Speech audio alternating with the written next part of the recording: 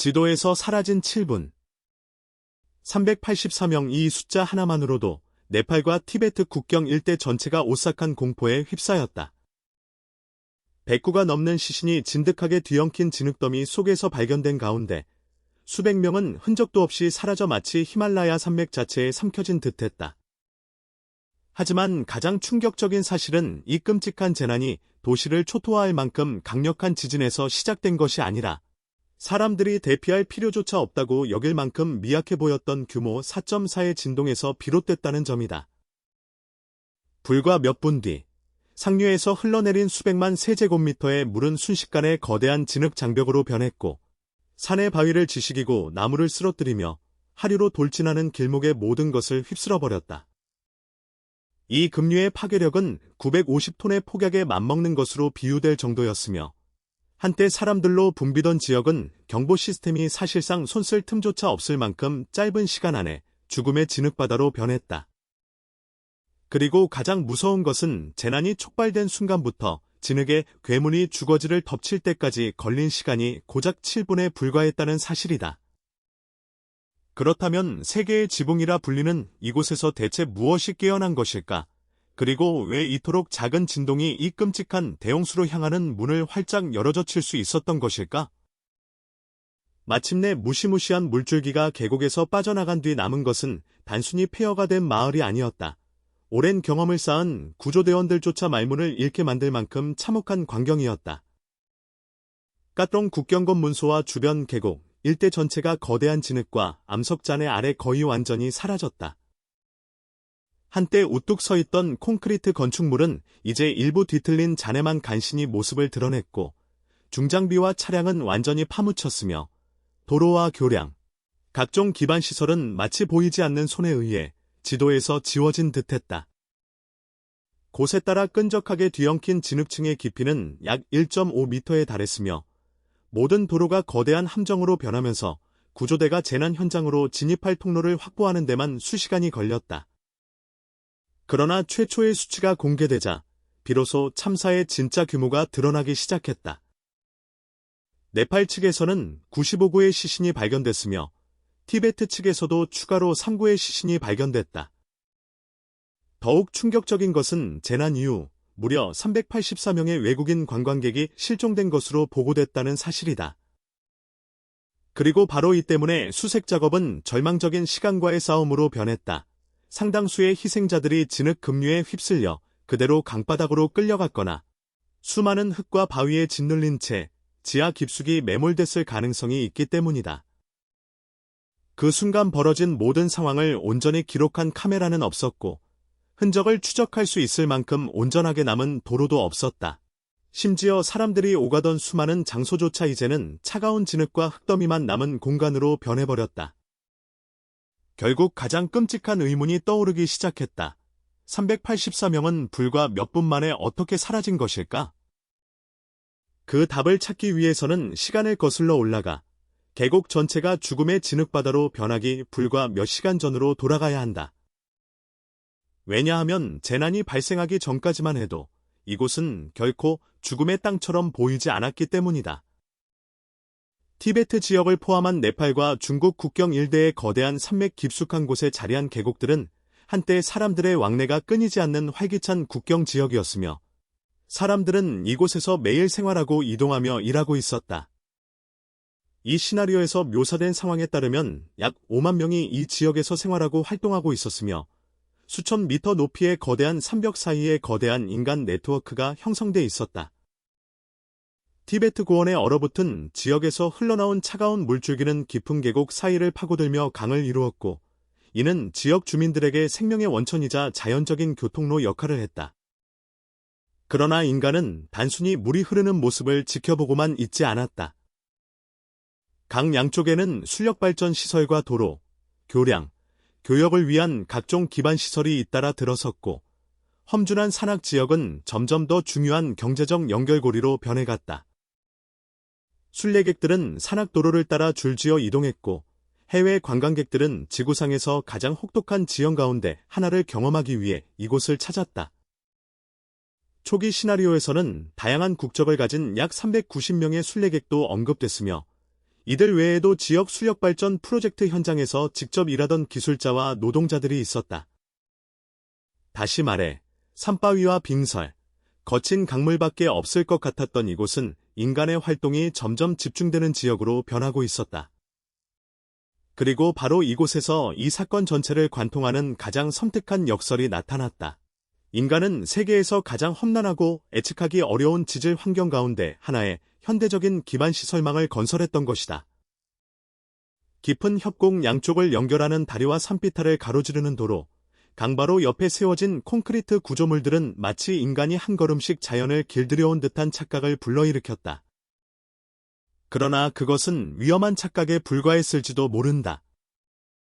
사람들로 붐비는 도로 위쪽, 수천 미터 높이의 산악지대에서는 육안으로는 거의 볼 수 없는 거대한 위험이 조용히 쌓이고 있었기 때문이다. 그것은 바로 물이었다. 세계의 지붕이라 불리는 이곳에서 거대한 빙하와 얼음 덩어리는 녹아내리는 과정에 놓여 있었고, 점점 더 많은 양의 물을 고지대 아래로 흘려보내고 있었다. 빙설이 녹아 만들어진 물은 사라지는 것이 아니라 가파른 산비탈과 본래부터 완전히 안정적이지 않았던 지질 구조 사이에 아슬아슬하게 자리한 빙하호에 고일 수 있었다. 상상해보라. 수백만 톤의 물이 엄청난 높이에 갇힌 채 움직이지 않을 것만 같은 거대한 천연 얼음벽과 암벽 뒤에 저장돼 있는 모습을 말이다. 단 하나의 약한 지점만 무너져도 그 거대한 물덩어리는 평온한 호수에서 순식간에 엄청난 속도로 산 아래로 돌진하는 거대한 에너지 덩어리로 변할 수 있었다. 그리고 이것은 이 지역의 전혀 낯선 경고가 아니었다. 앞서 넘본 시나리오에서 언급된 유사사고에서는 빙하호가 붕괴했고 거센 물줄기가 우이글을 휩쓸어버리면서 9명이 목숨을 잃었다.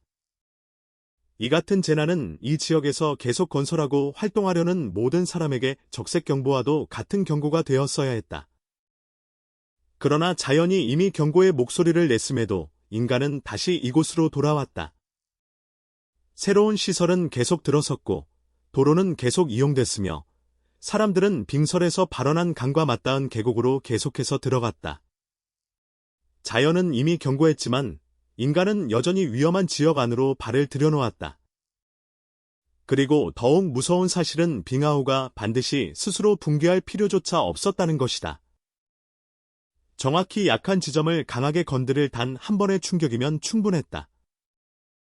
지하에서 발생한 진동이나 균열의 확대, 거대한 암석의 붕괴, 또는 예상치 못한 지각 변동 하나만으로도 고지대에 갇혀있던 거대한 물덩어리를 작동시키는 스위치가 될 수 있었다. 수백만 톤의 물에서 가장 위험한 것은 고요함 자체가 아니라 얼음과 암벽 뒤에 갇혀있던 막대한 에너지였다. 그리고 마침내 누구도 원하지 않았던 그 충격이 실제로 나타났다. 그러나 사람들을 가장 경악하게 만든 것은 재난이 발생했다는 사실 자체가 아니라 최초의 작동을 일으킨 충격의 규모였다. 왜냐하면 이 끔찍한 연쇄 사건의 서막을 연 것은 도시 전체를 초토화할 정도의 대지진이 아니라 세계의 지붕 위에 매달린 거대한 물폭탄을 깨울 수 있을 것이라고는 누구도 생각하지 못했을 만큼 작은 진동이었기 때문이다.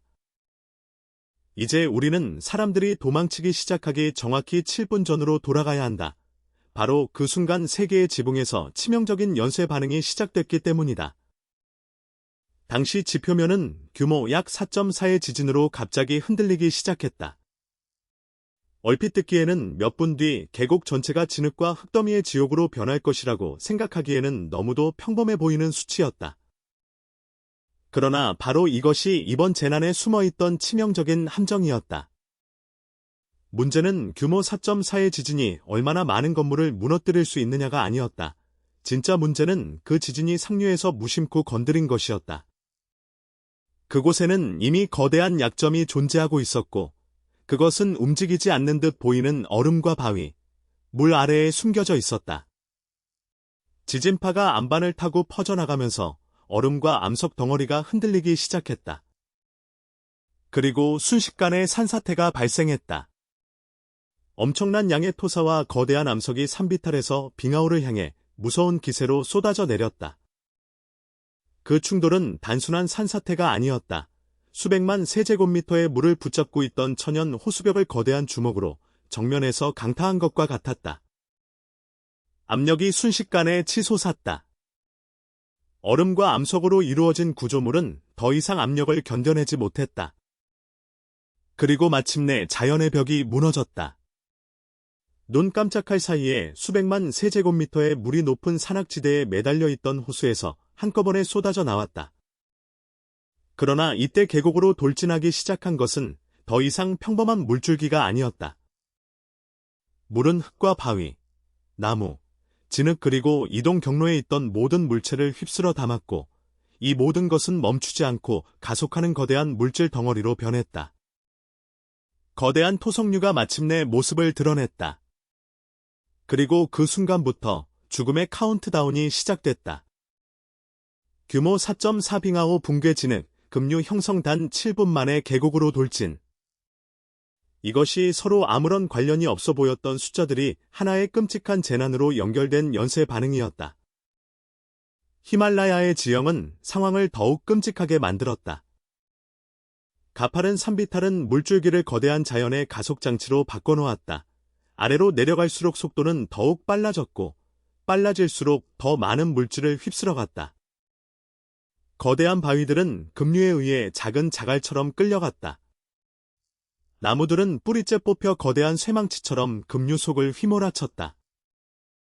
흙과 바위는 계속 물과 뒤섞였고 급류는 점점 더 걸쭉하고 무거워지면서 엄청난 파괴력을 가진 덩어리로 변했다. 그것은 더 이상 범람한 강처럼 보이지 않았다.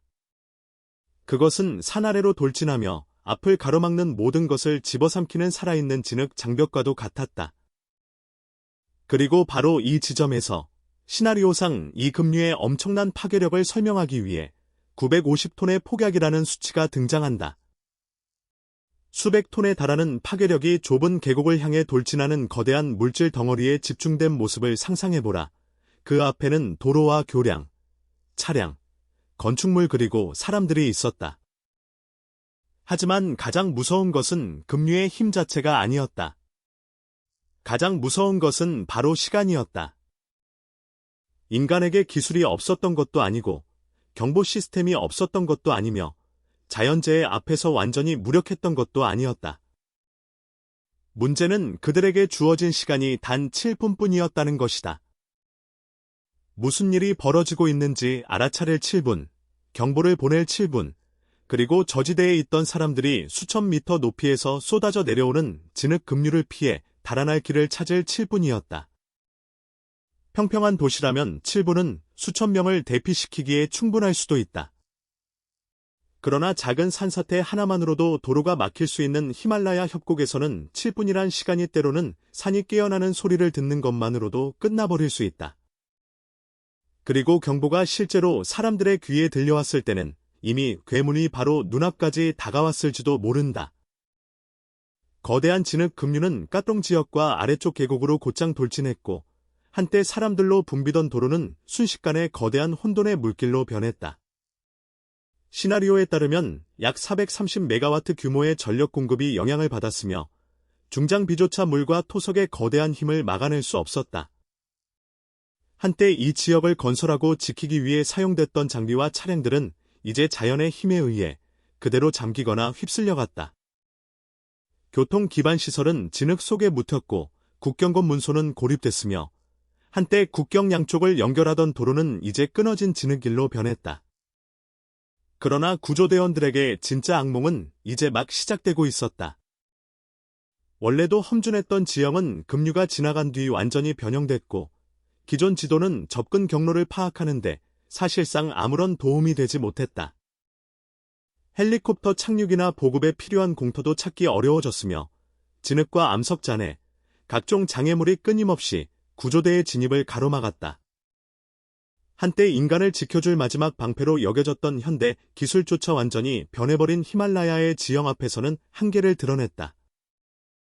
그러나 전력 규모와 기반 시설, 물적 피해를 나타내는 숫자 뒤에는 훨씬 더 고통스러운 이야기가 남아 있었다. 바로 눈앞에서 가족과 사랑하는 사람이 사라지는 모습을 지켜봐야 했던 사람들의 이야기다. 절박한 마음으로 걸었던 전화가 울려도 반대편에서는 아무도 받지 않는 이야기다. 구조 구역 밖에서 가족들은 계속 기다리며 진흙더미를 바라보고 또 바라봤다. 그저 익숙한 얼굴 하나라도 나타나기를 간절히 바라면서였다. 종이 위에 적힌 실종자 384명이라는 숫자는 그저 차가운 통계에 불과하다. 그러나 그 384개의 이름 뒤에는 기다리고 있는 384개의 가족이 있을 수 있고, 결말을 맞지 못한 384개의 이야기가 있으며, 사랑하는 사람이 어디에 있는지조차 알지 못한 수많은 가족들이 있다. 그리고 바로 그 순간, 이 이야기는 더 이상 단순한 급류 재난의 이야기가 아니게 된다.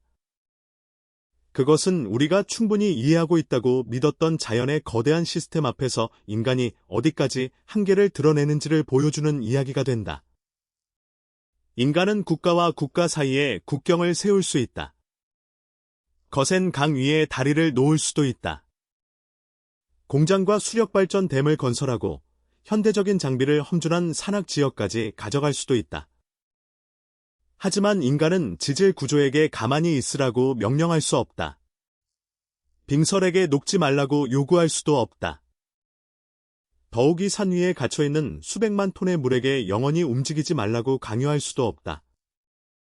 기후가 변화하고 여러 지역에서 빙설이 계속 녹아내리는 상황에서 높은 고도에 위치한 호수들은 점점 더 예측하기 어려운 위험 요소가 될 수 있다.